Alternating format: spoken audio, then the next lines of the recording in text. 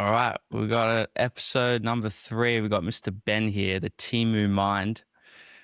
Was actually That's gonna coached, catch. That's gonna catch on. was actually coached by Milos as well. So I think Yeah. with his out of the box thinking and past coaching experiences, I think it's very well deserved. But maybe without the Timu in there, I think. We'll see. We'll see by the end of this Yeah. recording. So man, Ben does a lot of things that I really like, and I think he's an awesome person. So I'm not restricted to just having natural bodybuilders on this podcast. It's all about just having awesome people on the podcast that are going to give some form of value to anyone listening. So, Ben, thank you for coming on. First of all, I appreciate you giving me your time. Thank you for thinking of me. Happy to be here. And do we have any restrictions for time today as well? Like, you got to go train after, or? Uh, I have to get my next meal. I literally just ate before the call, so I have 2 hours for my next meal. I'm trying to be as good as I can on the bulk because you can see through my face. So, yeah, Have you truly cleaned up? Like you really yeah, on man. the ball now? Yeah. I eat according to the time. You see, my food is the white diet, like 95% of the time. If I go out with Michelle, my girlfriend, or like really good friends that come by Bangkok, we might go for a steak and stuff. So not 100%. Like I'm not sure of the cows on that. But I haven't had like sugar. I don't do that stuff. Oh, even though it's my favorite. I used to have sugar like twice a day. For those who don't, like I'm a What? dessert fiend. Like Yeah. cake, I cake, know you had cookie, your whatever. spots because when Yeah. I came So over, I was like, okay, where's Ben go? This is where I need to go to. Yeah, so I'm the dessert guy. So me giving up desserts is it means I'm serious. So this year is a Yeah. serious year. Yeah. So what does the timeline look like? Have you drawn something out for this year? Yeah, so this should be my final year competing. Okay. Well, if I cross my fingers, if I qualify for the Olympia or if I get like truly super close, like one placing away, I probably will extend knowing myself. But if Mm. not, if I'm just like top five, top four, I'm happy to end it there. I wanna get married and have kids next year. So that's a big thing. I just did my like sperm test and everything, and mine is absolutely zero. So my road to recovery there is gonna be long. So I have to account for that. But 4 shows lined up this year. I have San Antonio Pro in the US because I have to go to do a seminar with Aaron. Aaron's at camp, Aaron Cool. Straker, in Yeah. Utah. So that's close by. And then I do the Romania Pro, just because there's a gym there that's in my head, either number one or number two gym that I've ever been to in my life. And I just want to go see the owner, just go What's it train at the called, gym Ben? again. It's called Best Fitness Gym, Romania, like Best Fitness Gym, like one word. Yeah. Yeah. Okay. It's honestly phenomenal, phenomenal. So I want to go do that show. That's a good show to do. Any production is Yeah, fantastic. I've done I'd that say show the high, before, but yeah, as an quite high amateur. production. Hey. hmm and obviously some really good guys. A lot of the European top guys will be there. So, good for me to either get my ass whooped or realize that I do belong. Mm. And then my third show will be the Thailand Pro, which is where I live now. So that's the end of November. That's going to be a special one for me. Um, just because my family lives in Singapore, have a lot of friends and family there. I have friends and family in the region. And I've kind of shared with all the close friends and stuff that this is my last year. So they want to come and watch. So a lot of good pressure for me to be like absolutely at my best, which I think I will be anyway. I feel very motivated this year. And then I'll close off the year with Taiwan, which is December 6th or 7th, I think. I like Taiwan that time of the year. Taiwan's production is the best in Asia, in my opinion, Yeah. between Taiwan and Korea. And a lot of friends doing the show. So I would like to beat some of them before I retire. Um, and obviously, then I have a few days of holiday there. Come back and then do my camp in the camp that I organize yearly in Bangkok. So that's my plan for the year competition wise. Nice, man. Have you done the Taiwan show before as well? This will be my fourth time doing the Taiwan show. The Mm. Taiwan show is they treat the pros like it makes you feel special. A lot of shows just treat the pros like, okay, go here, go there, and they're maybe a bit stricter with the timings of when you get on stage and stuff. But Taiwan is like you train at the gyms for free. They help you with the food. They really take care of you. Like backstage, they're great with the tanning. They're great with the glaze. It's a it'll be a very nice way to end Yeah. And it's a special show for me because that's the first show that I did. I got first call outs for a pro show. So I'm hoping I get my best ever placing there. And then end on a happy note, or realize that I can continue for one more year. So either Mm. way, I'll be happy. Yeah. And those little things as well when you're doing a show make such a big difference, and especially being a I pro mean, athlete, just it relax. makes a You know, your huge glaze is going to be difference. fine. You know, the shine's going to be good. Tan's all covered. You don't even need to think about it almost. So I've had yeah. shows. I'm not going to name them, obviously. I've had shows when it's been the polar opposite, Mm. and you feel. I mean, because you suffer anyway to get lean, right? Like whatever, you know. So you feel pretty shit about it because you're kind of like, man, my photos look like crap. I look like crap compared to how I actually look. Is that I've paid for this photo stuff, but like I can't use any of it for my social media content because I don't want people thinking that's how I look. I actually suffered for this. Like so the opposite really sucks. So when they do it right, you really appreciate the effort that goes into taking care of the pros. Yeah. Yeah. Absolutely. And I'm definitely a fiend for just if the quality of the production is high, I want to be there. Yeah, yeah, You want to be able to present your physique and look back at your physique in the best light possible, right? So yeah, exactly. yeah, and I love it that you're then going back and supporting Yeah, yeah, exactly. That's the with only the thing you can shows do that to do show well, them. Yeah, right? yeah, yeah. Go back, support them, get your friends and family to buy tickets for the show. I mean, in bodybuilding now, tickets are the prices of tickets have gone up. They're expensive. It's not cheap, but it's like, but if the guys if they do it well, I'm more than happy. Like I buy the tickets for my family and stuff. It's like it's okay. Take my money. Like I'm happy with the end result. It's all good. I don't feel like Mm, I got scammed. Whereas if it's the other way around, I'm kind of like, oh shit, I spent so much. yeah. Have your family always been supportive of the trajectory you've taken with bodybuilding as well? Whoa, that's a deep question. So I'll give you the short background so that you can. So coming Mm, from Singapore and Asia, like Asian country, like Singapore is very big on like just school. Like you have to do really well in school because you got to get a job. It's about finances. It's about your intellectual capabilities. So going to a sport like bodybuilding, where I can say this now, man. Us bodybuilders, we're pretty dumb for the most part. For the most part, the average, the median IQ is not very high. So telling my parents like, and I was a skinny kid as well, so they obviously didn't know anything about like potential or maybe I could do well, maybe not. I said, hey, mom and dad, like I'm gonna do bodybuilding. We didn't have this steroid conversation yet, obviously, because I started natural at first for like the first year and a half. My mom was just like, what? But I will give credit to my parents. Like they obviously the first reaction was like, oh man, my son's a dumb shit. Like what's he doing with his life? But they gave me my space. And I think because I was very, very, very disciplined from day one, like I was eating the food, I was waking up, doing my cardio. My mom could see that like I was on it. I was on it. I was locked in. mm. And I think my mom made a big effort to try to understand. Like even now, she's like, "Oh, you're my son. You look the best. Like you're all wearing underwear on stage. I can't really tell the difference, but you look the best, you know." And I'm like, "That's not how it works, mom. But thank you. I appreciate it." Um, but yeah, so I think she just saw the effort, and over time, as much as probably initially they were like kind of like, they kind of they definitely supported me a lot more through the different shows because I competed locally only at the start. Um, and the first time I won, they were actually there. They were shocked that I won. Obviously they were happy. They were like, "Oh my god, you actually won!" Like So ever since then, like they've seen me turn it into like a business almost. With my coaching, with my gyms, with my in person personal training.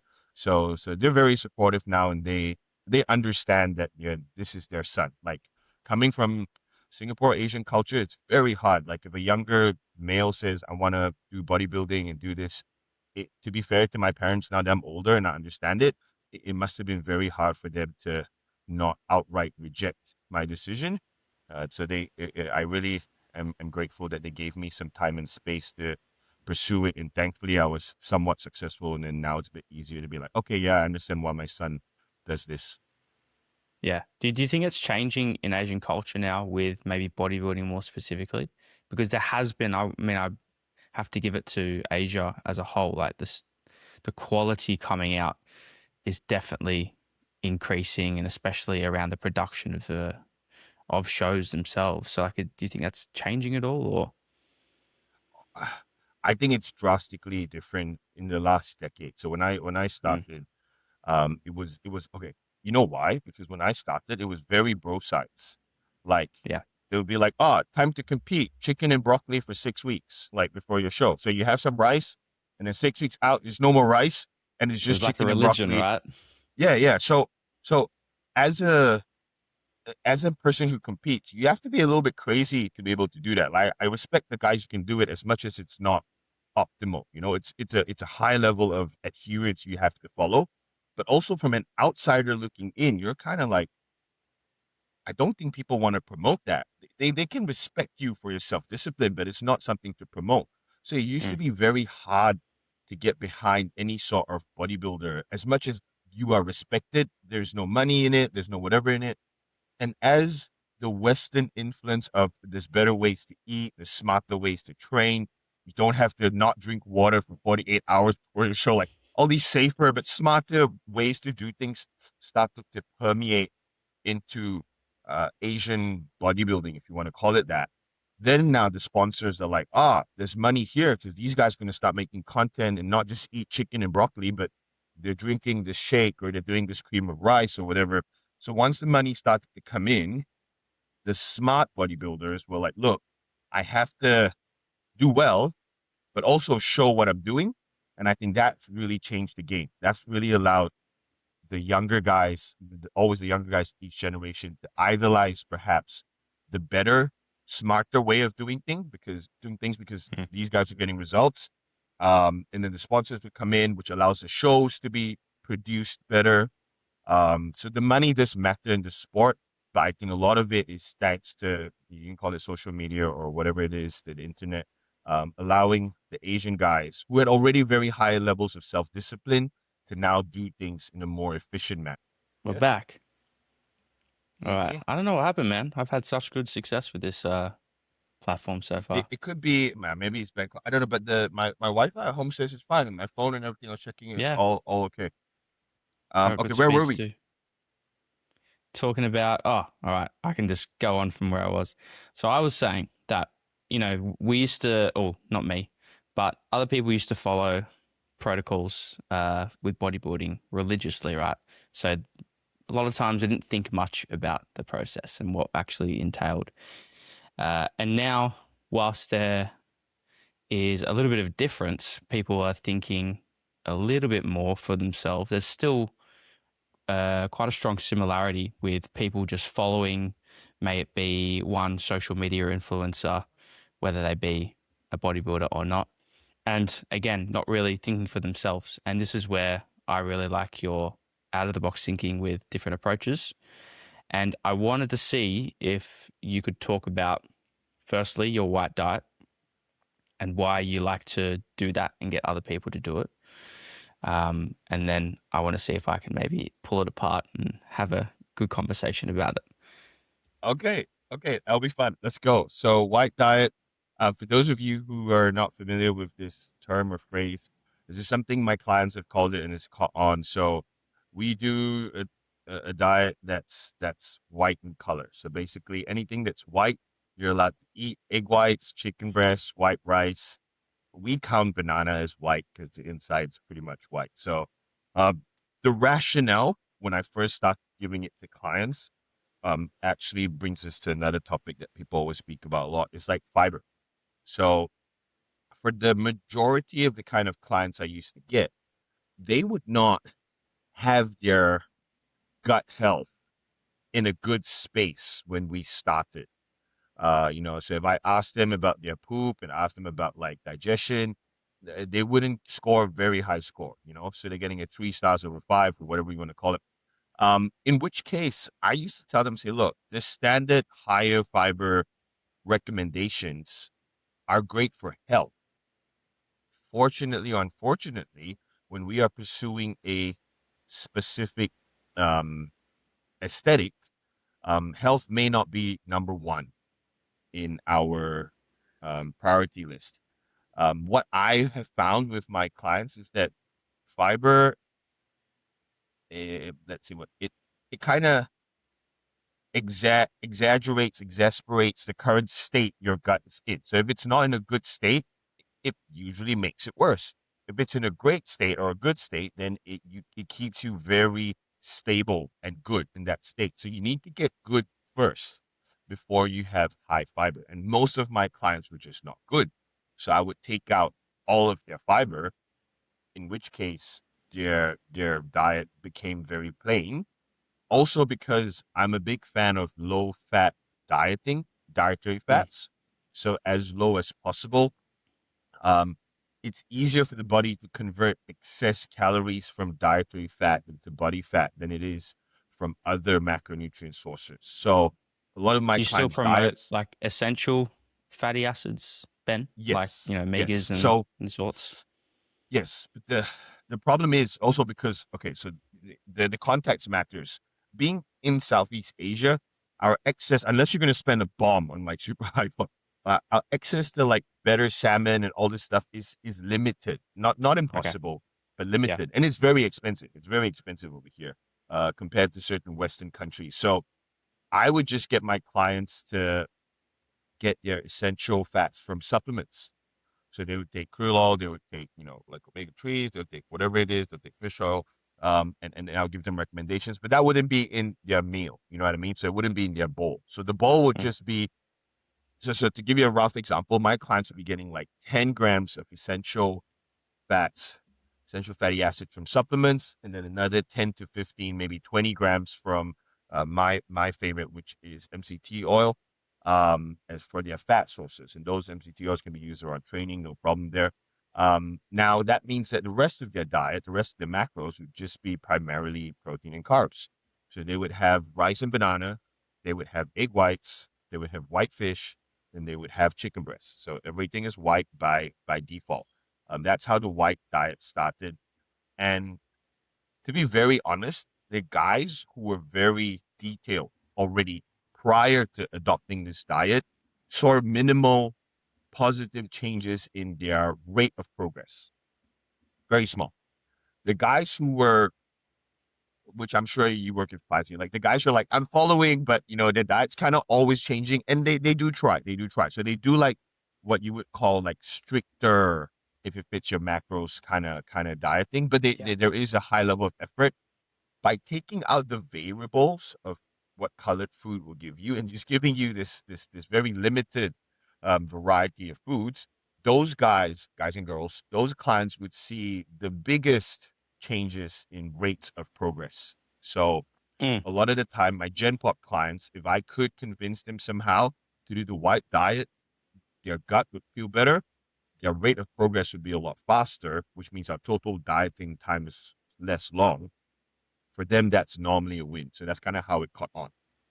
Yeah. I guess you could almost relate that to people thinking carnivore is this big, like crazy, game changing thing when in reality it's actually just cutting out a major source of what you eat on a day to day, which is carbs. And it's just adding constraints to make things a little bit easier. Yeah. So the thing is like people, we spoke about like the thinking, right? I'm like, what problem are we trying to solve? For the most part, so not counting you and I, guys who compete when it's time to switch on and do the diet, because I want a certain result. I'm doing everything in my power to be as detailed and honest with my food as possible. Because for me, the thought of trying to get extra taste for 10 calories is like, fuck that shit. Sorry, wait, can I say that on the recording? Yeah. it's like, Mate, it's like, screw go that for shit. it. It's like, I want to be the best I want to be. Like, the question in my head is like, is it more or less cal from a fat loss perspective, from a performance? Like, it's nothing to do with the flavor. But the clients who are not, the fitness people who are not doing that level of competition, to be very honest, they're not in that headspace. They're in a, Mm. okay, I need to move in this general direction of fat loss or whatever it is. But flavor is still my buddy, and I want to hold his hand as I do this diet thing. And a lot of the time, that really handicaps them. They know, but they don't know how much. So when Yeah. I put them on the white diet, they're like, holy shit, me focusing on this flavor stuff, I thought maybe it was slowing me down by, 2, 3, 4%. It's slowing me down by 15, 20%. So that was my main reason for for pushing the white diet to a lot of my clients is just for them to understand.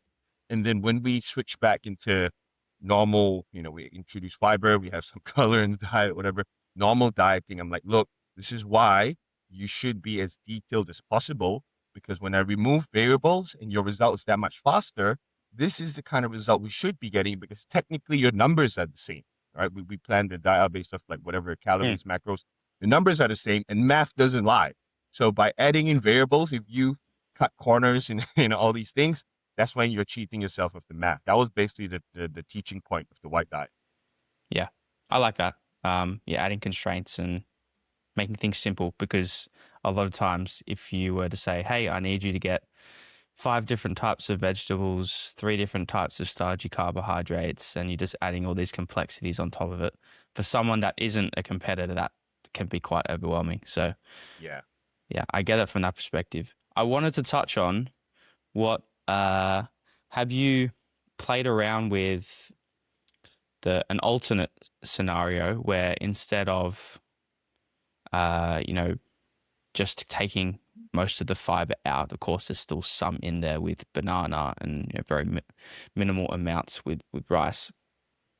Um, have you ever tried just putting a low dose of fiber in with vegetables or different types of fruits as a way to you know, create a better gut position rather than take it all out and then start from a baseline of zero? Oh, fantastic question. Okay. So yes, but not in the traditional sense. So let me give you an example to better explain. So client A comes to me, client A says, oh, after going through all the questions, the sign up questions, we find out that, okay, poop's not super regular, quality of poop is average, blah, blah, blah, digestion's above average, but not perfect. So I say, hey, man, I want you to do the white. Our goal is fat loss. We obviously want to hold on to as much muscle as possible. We want to do a 4 to 6 week cut, and then we're going to go into a muscle gain phase, but we need to make sure we get it right. I want you to do the white diet. And the client says, which I've had this a few times, like, oh, like if I don't have fiber, like I can't poop or I'll feel really bad. Um, in which case, obviously, pending which human is across the screen, occasionally I give in, because if I see that it's really in there, like I need to do this, I'm not going to tell someone they don't, because I don't mind. But the manner in which I do it is I normally much prefer um, fiber supplements Okay. instead of instead of variety via vegetables or whatever it is. So my preference is okay. So what's metamucil? Like that's Yep. quite like a popular. So that is the lowest grade fiber supplement you can get. But the way they promote it, I mean, kudos to them. They are a fantastic business. Like old people, non-fitness people, young people, most people know about them, right? Um, the way they promote it is exactly what the highest quality fiber supplement is supposed to do. There is I forgot the phrase now. It basically means how much fluid the dry molecule can hold.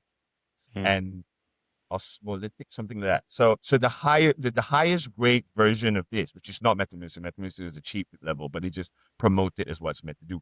The highest grade version of this um actually is a godsend for most people, because it pulls tremendous amounts of fluid with it, which means it hydrates your gut, the whole system, from stomach to small intestine to large intestine. Obviously, then large intestine pulls that fluid back out. But because it hydrates, what it does is it adds volume, and volume is different from bulk. So when Mm. we speak about like fiber and stuff, bulk is normally indigestible fiber.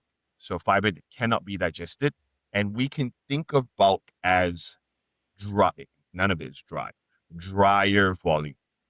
Whereas volume, in terms of like higher quality fiber, is wet. And why we want wet volume when we are introducing into the system for someone who doesn't have perfect digestion is that most of the irritants and things we may not want in high quantities in our gut system, if we consider gut health, they're all soluble. It's just whether they get taken out or not. Which means if I have something that is like a wet sponge, whatever you want to call it, right? And it's passing through, it's going to carry away with it a lot more of the stuff we don't want inside rather than something that's dry. Okay. Make sense? Yeah. So the high quality version of Metamucil. So the one I recommend all my clients to get is Fiberlize by Species Nutrition. They ship it's not cheap, but it's honestly, if anyone's watching this or watching this and they have got issues like Aggie wanted to attempt using fiber to help, this is the one that I would guarantee it would do something beneficial. It might not fix everything, but it would help. So what it does is that it creates a shit ton of volume, um, wet volume. You have to make sure you're well hydrated, and you honestly feel way better. It doesn't necessarily like force you to poop, but whatever you poop, whatever comes out, some of it is like the bad stuff that's not meant to stay in your system for long. So over time, you feel a lot better. Most people feel better after 2 or 3 days of taking it. So to answer the original question, if I was introducing fiber from the start for someone, the quality of the fiber I think makes a big difference. And I'm all about being a bit better if someone's working with me than just average. Yeah. Yeah. I mean, I think the type of fiber that you're talking about, was that similar to the fiber you get from like wholemeal and grains and like oats and that sort of stuff Yeah, yeah, yeah, rather than vegetables? Yeah. Like yeah. I've noticed that for me, I need a specific ratio at my given intake of fiber to get a firmer stool. Mm, mm. Otherwise, it isn't as ideal as I'd probably prefer. So like I added in some like wholemeal flour and some more oats, and that sort of bolstered things up a little bit more. Yeah, Yeah, which was good. But I think it serves as a good example of, we there's not just one type of fiber. There's more than one, and like there's you're more than saying, two. So people think like yeah, soluble, insoluble, but there's yeah, qualities and there's grades to the soluble and mm, insoluble. Yeah, yeah. And I think it's important that it's not just about getting veggies and fruit in. It's about the other types of fiber and other quality yeah, of fiber yeah. too. But would you say that, maybe if you took a whole food approach to adding fiber in rather than what you're suggesting, have you tried that, or is it still not something you like to include? I honestly, I think it's better with the condition that, see, the thing is that with vegetables, there's different, like there's nightshade vegetables and all these type of vegetables. You do like your FODMAP and stuff. A lot of it's it's a lot of information for a non-competition class. Okay, so like, let's say you came and said, Ben, I want you to help me with this thing, and I'll be like, look, you compete, you're a coach, you need to learn all this. I know it's a lot now. Like, learn it. Start learning now. The earlier you start, the better. But if you were just a dude, just a guy who likes to train, and you came to me, it's really hard. First of all, because I don't think you'll do it. So my level of success is really low. It's really hard for me to be like, hey, read these 50 pages and then think about what happens to you and choose the correct kind of vegetable for your body. So that's why I'm still not a big vegetable fan. If you already know what works with you, I'll be like, stick to it. We don't have to try anything Yeah, new. But like, if you kind of don't know, I'm like, let's just do. I'm much more of a fruit fan. Again, then you have to account for the carb allowance in terms of the macros and the calories. But from a quality of fiber thing, I'm much more of a fruit fan. I'm much more of a, like you said, like wholemeal, oats, stuff like that. The fiber from those things seem to influence people positively a lot more frequently than negatively. Whereas with vegetables, sometimes you can be unlucky and strike out in one of these things, and then you like got to start from scratch because you're not sure exactly what's going on. yeah. Do you find that there's specific vegetables that normally do pick up for most people? Honestly, anything cruciferous, I think 50% of the population cannot handle. And when I say 50%, out of that 50%, let's just say I'm right.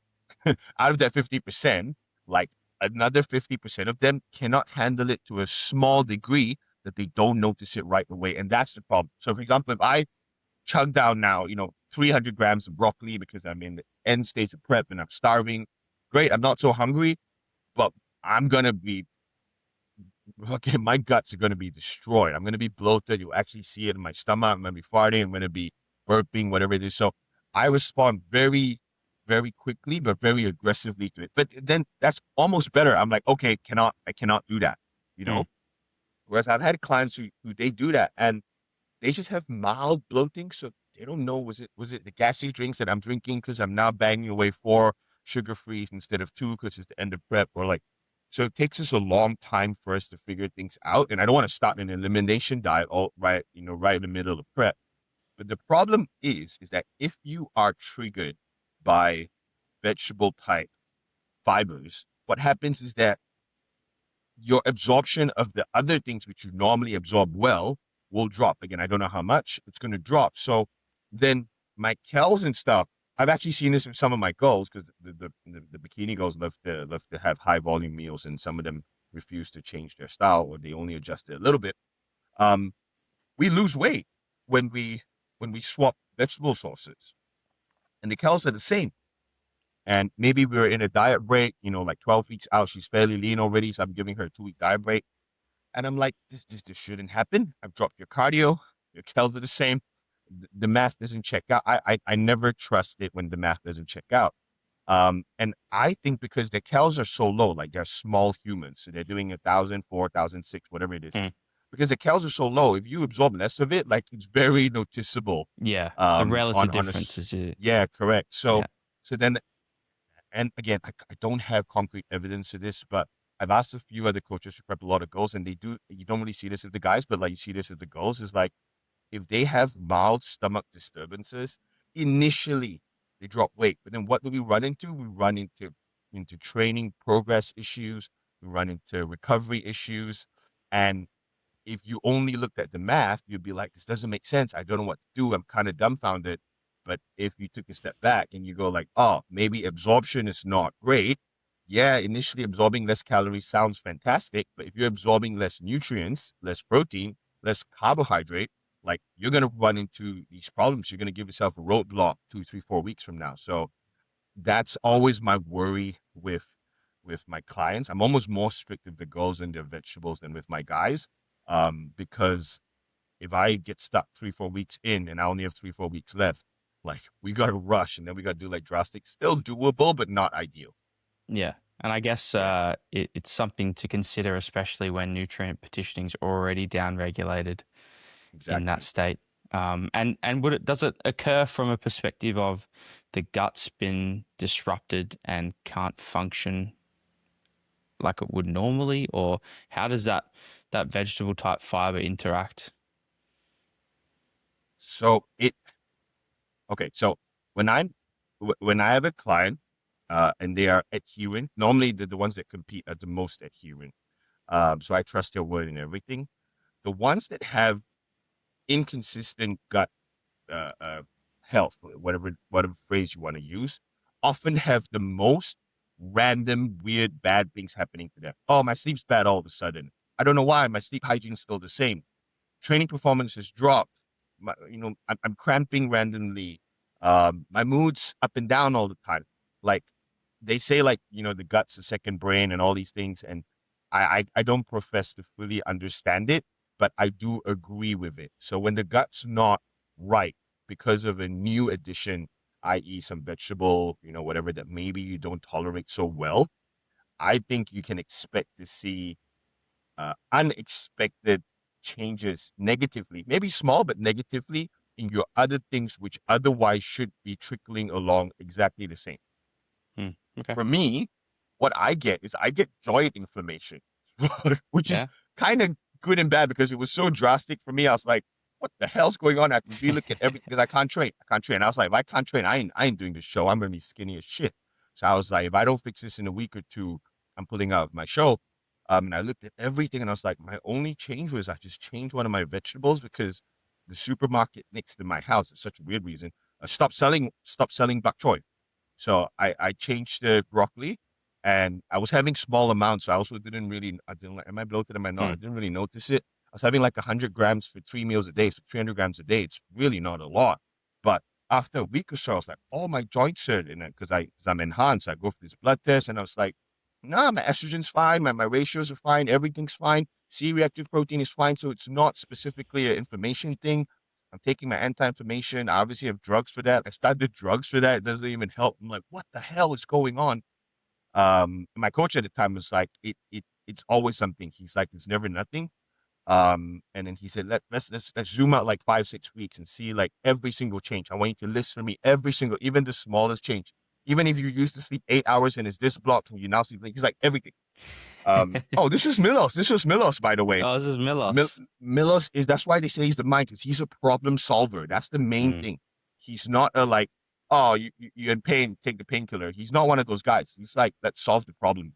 And we figured out it was the broccoli. And it was 2 days. I remember he's like, maybe it's the broccoli. If it is, you're a hypersensitive guy, but maybe you're too new. You can't tell that your stomach's in a bad shape. Let's take it out for 2, 3 days and see how you feel. Honestly, second day, I was like, great, I can squat, because I couldn't even squat body weight without my knees aching. I was like, oh my gosh, it must be. I remember being shocked. I remember being like, what? 300 grams of broccoli when I'm taking steroids. And I'm like, whatever is affecting me this much. And it's like, I must be super intolerant of it. But yeah, so that's the story. Yeah, and I guess it's you know, I'm pretty big on just, getting variety in, but if there is something wrong, like you've got to listen to your body, not overthink it, and just simply trial and error, like take something out for a little bit and then see how you respond, right? Yeah. Yeah. Yeah. You have to keep an open mind with Yeah. what you're doing. Because I like whole food approach I'm pretty big on, but there's always like nuances to things. And if something isn't working well for you and you're able to, pull from all the different potential variables and narrow it down to one thing, well then, 1 plus 1 will generally equal 2. Yeah. And if you then implement it, it's like, oh, okay, well, yeah, 2 days later, if whatever it is isn't there anymore, then you probably found your culprit. Yeah. Now, Ben, what's going on with your new gym you've opened up? I remember you telling me a little bit of a worrying story when I was there with you in person that you might lose a leg potentially. Obviously, that hasn't happened yet, as the bodybuilding plans are still in motion. This is only first week. I'm crossing everything. Okay. Now, um, so let how's me things go into going? yeah. So basically, I chanced upon Strive machines, the brand Strive, which I rate as probably top one, maybe at worst top two machines ever that I've used in terms of a brand. They make everything right. A Ben, good do you friend of remember how mine, that started? That brand started? Do you know the story? how they started. No, I don't, man, because they started before I was born. It Really? was an American military manufacturing brand, and they had to change their name from Strive to Prime as they were no longer allowed to continue to produce under their initial contract, something along those lines. But that was And so because no, they sold part of the company, right? yeah, I think so. Yeah, and they Yeah, had yeah, to yeah. turn it into Prime. But it's Yeah, cool how they yeah. came from a military engineering, building That's why tanks, they're the and best. that's why they're so good, man. That's why they're the best. They're really. I mean, I use them. Now I train in the dungeon gym every day, and I use them, and it's just amazing. So anyway, I chanced upon these machines in Hong Kong. A good friend of mine, fellow pro, very good coach. His name is Brian. Brian out. Thank you, Brian, if you're watching this. He was like, "Hey, man, like I need to close this gym and open a different one. I'm willing to sell my Strive to someone who can appreciate it. Do you want it?" And I was like, "Sure." I didn't even ask him the price. I'm like, "Sure, I'll buy it." He sent me the amount. I sent him the money. I was gonna put it in the gym I have here, the first gym I had here, but the gym was too full, and the the the partner I have that runs the gym, I need to word my words carefully, um, is less of a machine fanatic than I am.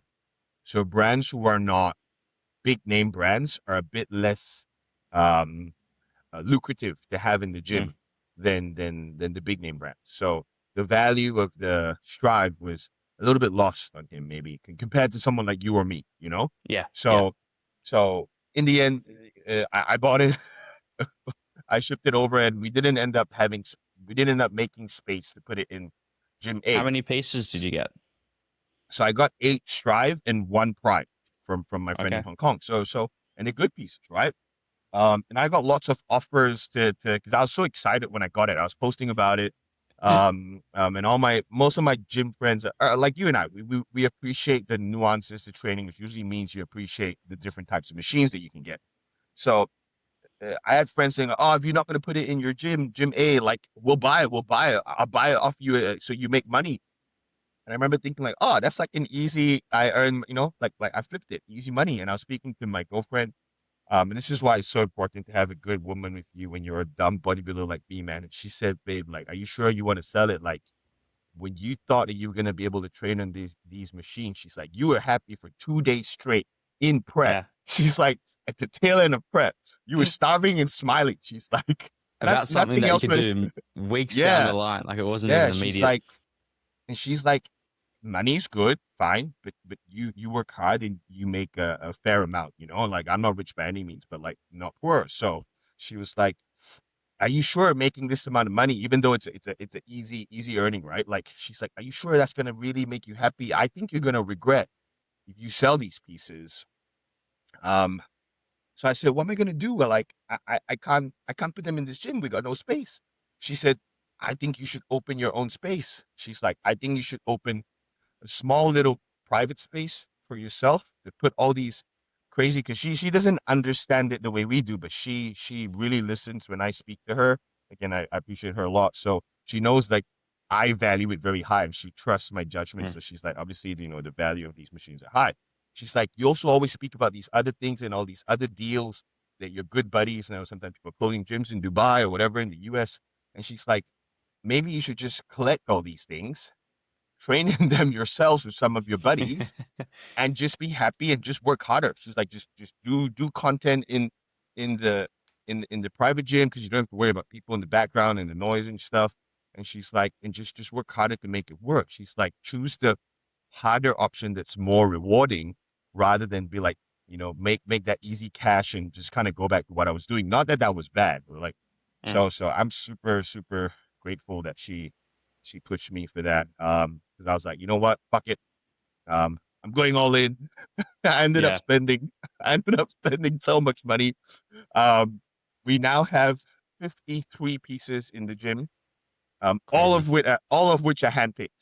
I And know. we have And they're all amazing. eight more in the US that I haven't shipped over yet because I don't have space in it. I really got a small space. So like, yeah, Are the you back to back. just Yeah. storing these in the US, for example? You're just paying storage Uh, fees uh, as well. no, I'm super lucky. A good friend Okay. of mine who's the owner of the refinery gym. So, when I Oh told you yes, about I've the heard of gym in that gym. Romania? Yeah. So the Romania Yeah. gym, best fitness gym, is one or two because the other one or two is the refinery gym in Utah. So the owner, John, he's become a friend of mine. We chat often. He's helped me source some stuff. He sold me some of his older pieces that are just sublime. I cannot wait to train on them. And he's helping me leave it in his storage for a while. I'm going to ship them over soon. I'm trying Mm. to sell 3 or 4 pieces now that I have that are like 4.5 star over 5 star, in my opinion. But I'm like, I got to sell some stuff.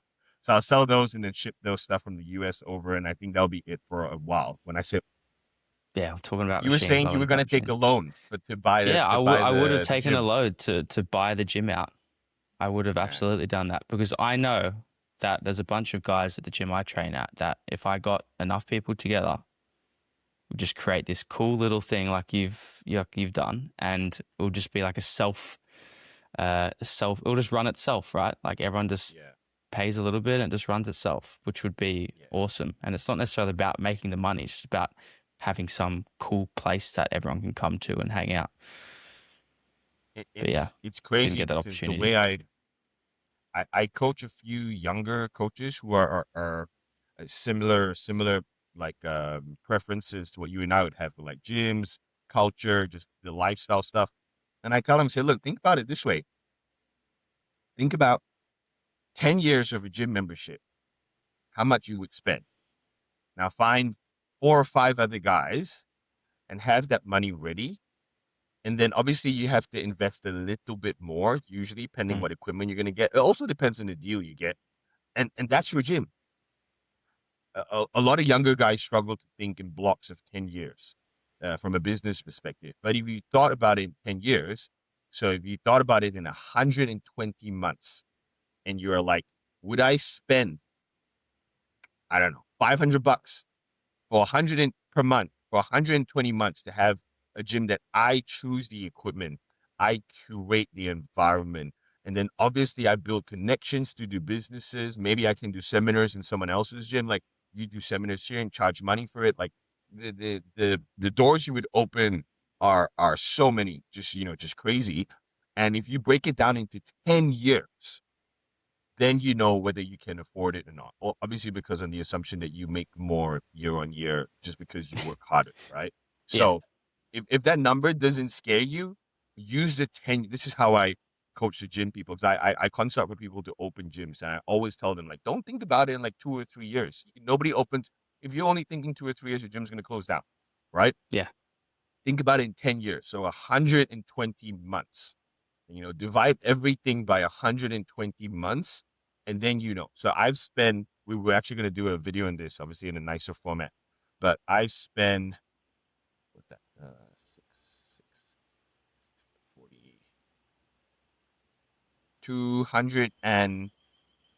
40, 50,000 on, Mm. or in Oz, that's about 260, 270K Oz on machines alone. But I'm like, divide by 120.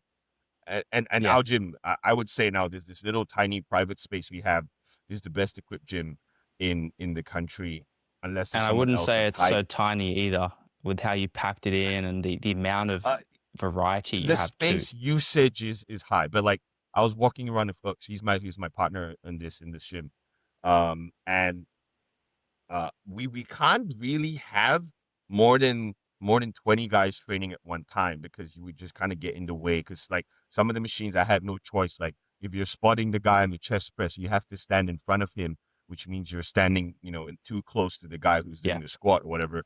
So about 20 people at one time. I'm gonna give away like free ratios for the guys who want to start gyms. If you can only hold 20 people in your gym at max capacity before you lose value per person, that's usually 20. Your peak hour is usually 20% of total membership, Okay. which means we can only have 100 people. We're limiting it now to 60, and then allowing guests to come in if they are privately invited. So like you can come because I vouch for you. But if you were Mm. just a great bodybuilder and nobody knew about you, we'd actually close our doors to you, because we don't know if you're a dick or the kind of dick that we like.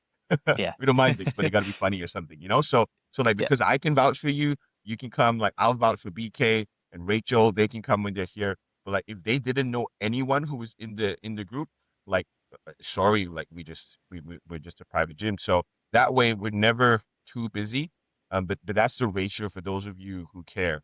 Is like your peak hour is very often, not counting like commercial mega gyms, because a lot of people just don't use those gyms, but like a gym that's like a gym that's being used by the members, and the members are coming 2.5, 3 times a week on average, counting when they go for holiday and all these things. I've done all the numbers, so I know the ratios. It's about 20%. So if you have 100 members, your peak hour is going to be 20%. Then you look at your gym and you go like, can we hold peak hour people? And then you can kind of decide if you can buy more machines.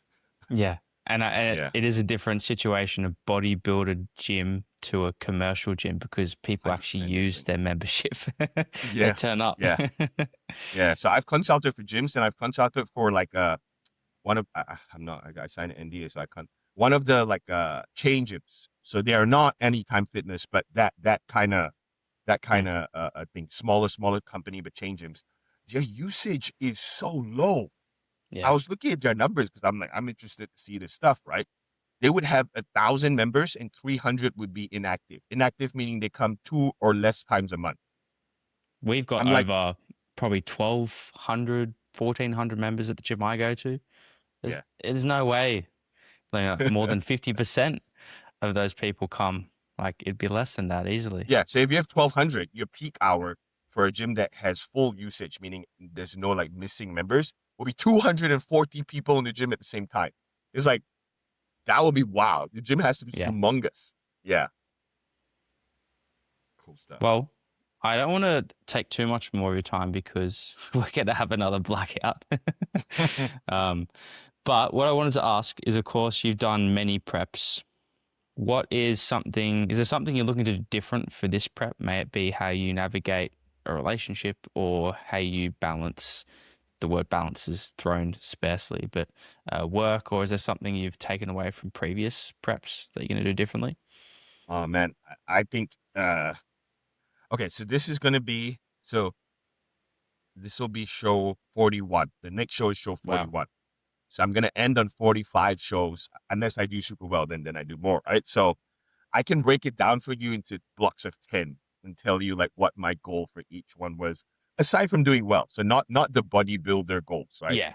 Yeah. So my first 10, honestly, was to not lose my job. Because I was an amateur, new to bodybuilding and everything, and just the process and concept of being in a deficit for so long and having the time management of prepping my meals, washing my Tupperware, doing my cardio, doing my laundry because it's like tremendous amount of that alone was such a mountain of things to do for me. I was like, shit, I better not lose my job. I gotta out working it on the gym floor as a PT. But I gotta make sure I don't miss my sessions. I make sure my clients don't notice that I'm so tired until maybe the last week or so. So that was my goal. And by the end of the 10, I got pretty good at it. It was a little bit rocky at like show 2 or 3, but by the end of the 10, I got pretty good at it. Now, show 11 to 20, I realized that I was just a fucking dick. Like, I wasn't mean and I wasn't an asshole, but I would just drop the ball on all things social with my girlfriend at the time. Like I should I should apologize to her a lot more, but we're not together now. But like, yeah, I was really not a Yeah. good boyfriend. Not from like being bad. I was just not present. Whatever she needed from me emotionally, I just had nothing to give. I was horrible with my family. Again, I wasn't bad. I wasn't like a bad human. I would just they were just such a low priority to me that I would go for the, like, for example, like I'm closest to my mom. My mom is like, I'm a mommy's boy. But even then, like I'll go for her birthday and I would be eating from my Tupperware, which is fine. I don't think that's bad. They understood the sacrifice, but like just not present. I was so shut off. So that's why I really worked on, from show 11 to show 20. I'm a lot better at it now. Like I can laugh, joke, be around people, even if I'm deep in a deficit. I've learned that the energy I can bring is a lot of it is, mindset Mm. stuff. Um, the and then that's kind of also when I started my businesses, the gyms and stuff. So show 21 to 30 was really, I would say this was the hardest for me, and I still struggle with this now. I don't think I'm the best at it. I'm just not so bad. Was really like, for me with my businesses, the finances are one thing because you have up and downs, but Yeah. like I I, I'm quite a people person. So for example, let's say you and I work together in the gym, right? And I'm your, let's say, not the big boss, but I'm the manager, and you're my senior trainer. So we work very closely together. You and I would become friends. Like I would know about your life, I would know about maybe a bit about your family stuff, whatever. So I know the struggles you have, and I know how good you are of what you do. So if I have to make decisions and whatever, this is something I have in my head. I'm always afraid I let my friend down because all of my colleagues end up becoming, or even my staff end up becoming friendly terms. And I used to get extreme, especially because COVID and stuff happened, like so stressed about like, am I being a selfish cunt by doing this superficial bodybuilding thing as much as I love it? Because I'm obviously not, maybe not at my best when it comes to leading the team or leading the business. And these guys all have very real, like, financial things or whatever it is. Like if I fuck up, if I make a real bad decision, if the gym run the wrong promo or do something, like I may negatively impact their rice bowl. So that Yeah. used to be like it's a weird thing. The moment I started running a business, I thought it was just about like being smart, being strategic, playing chess, not checkers. It was really the responsibility you get. And I actually almost quit bodybuilding at the time because I was like, shit, I feel very selfish. Took me a long time to get over it. Took me a long time to learn how to prioritize, which role, like wear different caps. Um, the last few shows for me have really been about being present. Because by the time I hit, 30, 40 shows, I'm quite experienced now. I've done shows in all these different countries. I know the backstage is chaotic, but I'm like chill. I know what's gonna happen. Um, and I kind of forgot how exciting it was in my first few shows to be like, fuck it, I'm bodybuilding. Like Yeah. I'm especially now with the level of, as much as I'm not great or whatever, I don't pretend to be, but I'm not unsuccessful. I managed to turn pro. I compete at pro shows. I'm financially able to pursue my dream still. It's like I'm living the dream, man. I'm living the dream of, me 5, 8, 9, 10 years ago. It's like, come on, man, be happier. Like, like Well, I don't sweat the remember, small stuff. Yeah, yeah, I remember being backstage for my first show. I was like, man, we're here. You said you're going to do this 2 years ago. How, like, G yeah, yourself up, man. This is awesome. This is sick. And then the last show was when I had a big chunk of family there, and I was like, I've done almost everything I've wanted to do, and now I get to finish it with everyone there watching. It's like, man, what else could you ask for? yeah. So it's Super really cool. special. Yeah, it's special, but there's always something else to try and take away from it. Hey, like you went through those undulations of different things that weren't as good as maybe they could be. Not Yeah, that they were poor, but they could yeah, have yeah, been better. exactly. And then it's about making that different for the next time round. So it's Yeah. definitely maybe something I can think on for myself for next time I do a prep, maybe how I could go about it a little bit differently. Yeah, my goal, since we're speaking about it, and I'll say it out, so there's a chance of failure once you say it out, right? My goal for my this potentially probably final season of my competitive career is is quite lofty, I would say. But I thought about this a lot, and I like having a theme for each time I compete, and it just happens that I'm going to do 4 shows, probably my last 4 shows. Is I want the younger guys, so like someone like you, like Ux, the guy I live with, my buddy, and everything. Like I have quite a few clients who are competing who are younger than me. I want them to be like, I want to prep like that. What I mean by that, it has nothing to do with the white diet, the calories, the drugs, nothing to do with that. But like just the demeanor I'm able to hold, the way I treat people, not letting my my suffering, intentional suffering, whatever, um, negatively in any way come back onto people. I want to live in the moment enough that I recognize that the ability to choose this kind of suffering is a blessing, and not just say that, but because of that, Yeah. allow it to positively impact my outlook on things, and then be positive for people around me, be useful. So I would like to, positively show the young guns that, hey man, like, yes, you're gonna struggle at the start, and there's a learning curve to it, but like, I think this is where, if you do enough shows, if you tough it out and still love doing this, I think this is where people should end up. And maybe there's something more in the future, but I'm not going doing that many shows. But like, yes, this is where this is my final hurrah. Yeah, because there's a difference between knowing and understanding something versus actually doing it and living it. Yeah, I think that's just something. I mean, we're all culprits of at times is saying something, but not necessarily like taking the actions 100%. for it.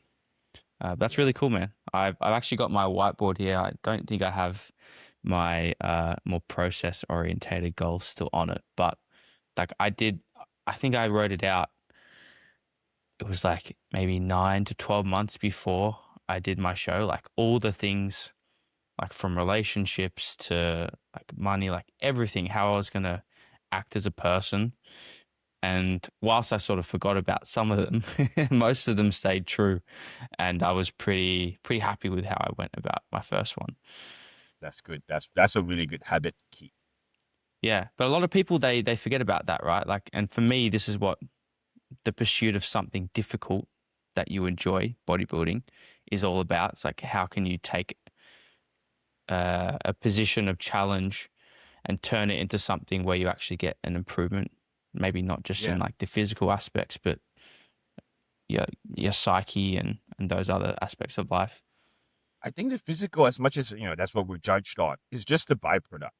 Yeah. It's just a byproduct. I've hung out now with enough like very successful bodybuilders, and yes, okay, there's genetics at play and whatever, but like there is a theme to the guys who are successful, and you realize that the guys at the upper echelon of the sport, natural or enhanced, because we're all limited about genetics and whatever, right? But it really is that the common theme among them is that the the struggle makes them better in the other stuff in their life. They get Mm, better at their business. They learn about themselves to know how to choose the right partner and how to treat the right partner the right way. They value their family in a certain way because of certain things they've experienced. You see the biggest, best guys in the gym are the guys that are pretty nice in the gym. The dickheads in the gym are usually the medium-sized guys. They're not the small guys, maybe, but like they've grown a bit and then they're cuts, and then they kind of get yeah. stuck there. The guys who get really good are often just really nice guys.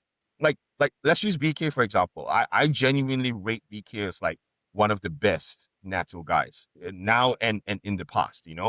Like look at the way he carries himself in the gym as much as he's crazy intense during his sets. And he's, if I was new to the gym, I could potentially be a bit scared, like, what the hell? This guy's a psycho. He finishes his set. He'll speak to the fat guy or the skinny person or whatever and be the same friendly as he was speaking to me, who is like a buff guy in the gym. Mm, Like he's a prime example of like the better guys as they get better and more successful use the things they learn to just be better men, you know? yeah. So yeah, I think you are on the right track as well. I know you're younger and you're new to it and you've experienced some early success, but I think you're on the right track. I will say that. Thanks, man. Means a lot. Did you, on that line of thought, did you learn anything from, did you hang out with Urs and Breon lately? Breon, yeah, I did. So this is so Breon is just, man, he does not understand the word stress. Not, I don't believe anything in life could stress him That's out. why he can put on He so could much muscle, man. he could be in a cab. Somebody could drive into his cab as long as he's not injured. He just jump out, laugh it off, have a meal, do whatever. He's like, but when we train together, I've never felt so like strength is one thing. I think that's not super important, honestly, in Yeah. the grand scheme of things.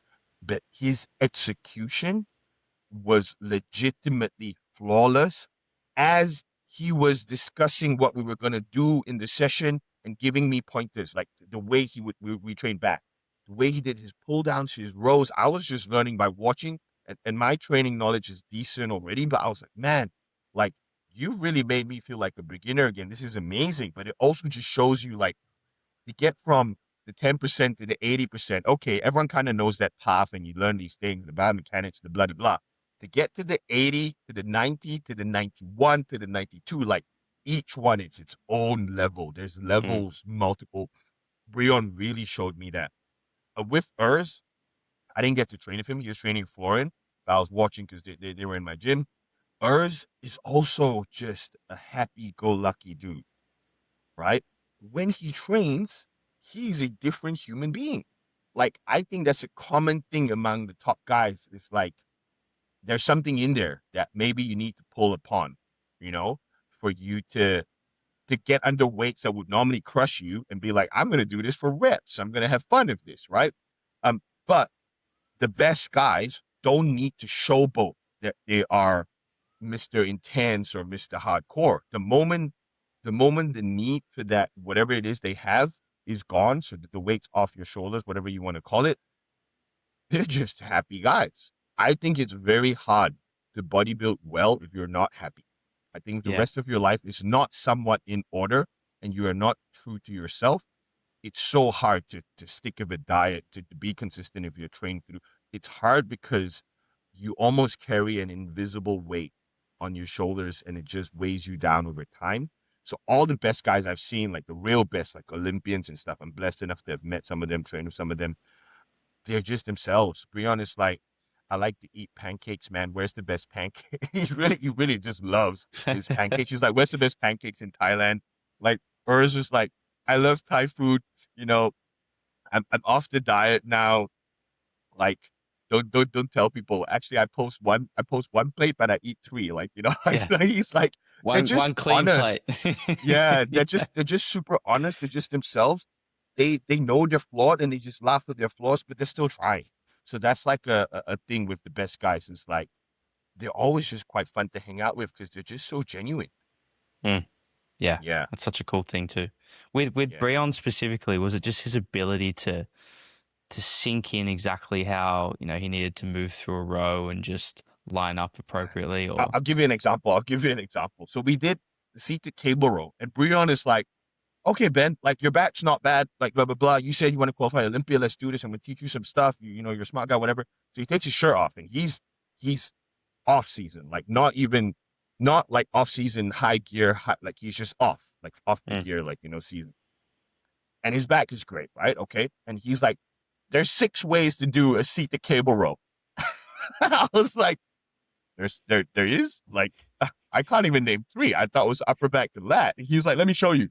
There's middle, lower lat. There's lower lat outside. There's this, and bro, he was making adjustments with his hand pressure, Mm. like literally like this.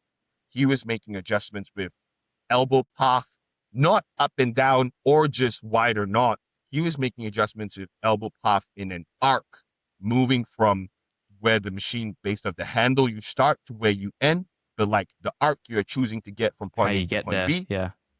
He was making he was making adjustments with like shoulder positioning, which that one I knew. He was making adjustments. This is very cool because I know this, but it's very hard to do.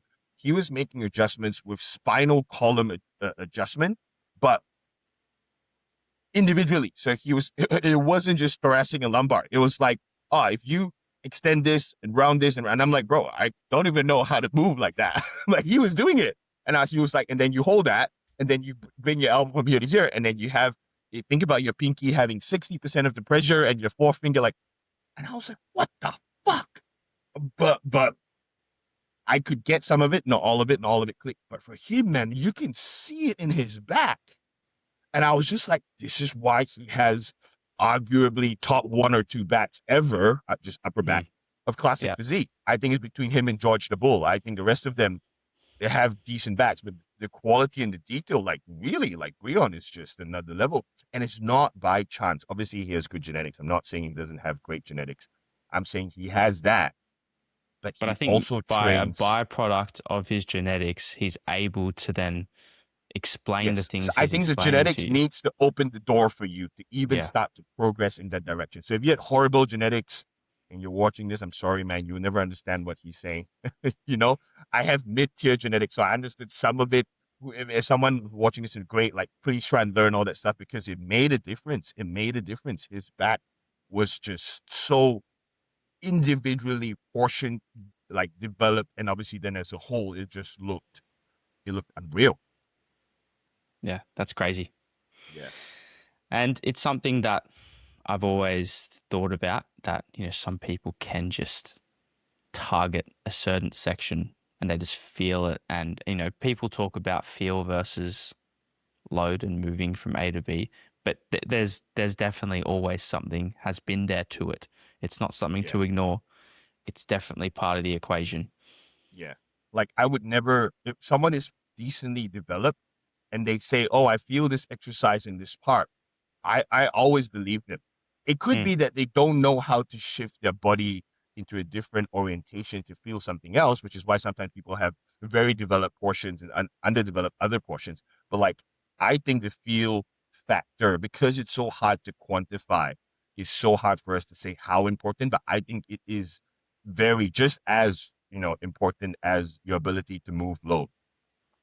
yeah. Like I'll say to athletes and clients, when I start a program, I might have a mid back machine row in there. It's not specified to as what machine, but I'll preface, hey, I want you to use something that targets this, and I want it to feel amazing and great, as good as it can be for you with what you have available, and we'll work from there.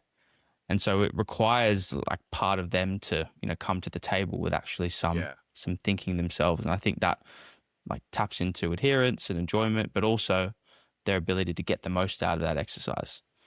Yeah, yeah, that's smart. Ben, man, I'm gonna finish it there. If there's nothing else we want to chat about, it's looking like I'm we've good. probably got another 8 minutes before we Yeah, get cut off it's again. gonna cut off soon. Yeah, but man, I really appreciate your time. I really enjoyed this Thank you, conversation. thank you. That And was fun, hopefully I'll come and see you this year. bro. Please come. I know you're going to Brisbane, if that's still going, with No, no. one So of the I'm not. bikini I'm not. girls. Okay. No. So instead, Nicole's coming to here. So she's Ah, gonna do cool. camp here in June. So, um, come over then if you want to see a group of bikini girls in the gym. Um, but I'm joking, Nicole. If you're watching this, I'm just joking. Please don't get upset at me. I think we're going um, to get two views on this episode, Ben. We got one last week, so we're looking to get two for all this right, particular new episode. champ. It's okay. When people revisit this in the future, they'll be like, "Holy shit, that was great." Um, yeah, just come anytime. March, I'm gone. The whole of March, I'm gone. Obviously, that's super soon, so Okay. you're probably not coming yet. I go to China with Aaron for Equipment Expo, and then I go to Korea with Jackson for a bros trip. I'm treating him to a birthday trip. So that we just haven't had like friend time. We always end up doing Yeah. business stuff.